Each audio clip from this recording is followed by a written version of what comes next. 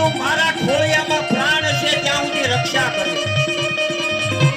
રાવણને સાંસો મારી મારી ઘાયલ કરી દીધો. લોહીમાં મળ્યો. રાવણ સમજી ગયો કે આ જટાયુ મને મારશે નહીં, પણ ટાઈમ બગાડે અને રામ હારી જાય તો. એટલે ગીધરાજ જટાયુ છે ને એની પાંખ છે ને એની ઉપર કટાર કાઢી અને જટાયુ છે ને એની પાંખ છે ને એને કાપી નાખી. ગીધરાજ જટાયુની પાંખ કપાણી અને રામ રામ કરતો કરતો ગીધરાજ જટાયુ પડ્યો. હવે રાવણ સીતાજીને લઈ અને રથમાં બેસાડે. સીતાજી વિરામ કરે છે અને ઋષિમુખ પર્વત ઉપર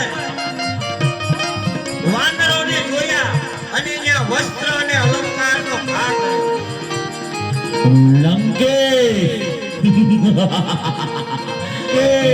દશાનંદ લંકે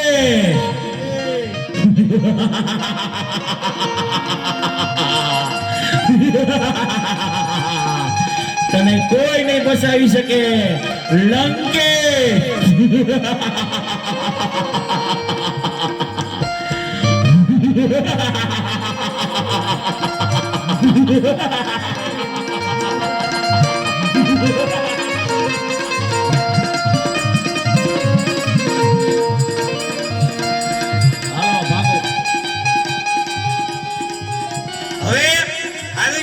સીતાજીને ભય પ્રીતિ બનાવી અને જેને રાવણ એને લઈને નીકળી. હવે સીતાજીને લઈ અને લંકાની અંદર અશોક વૃક્ષની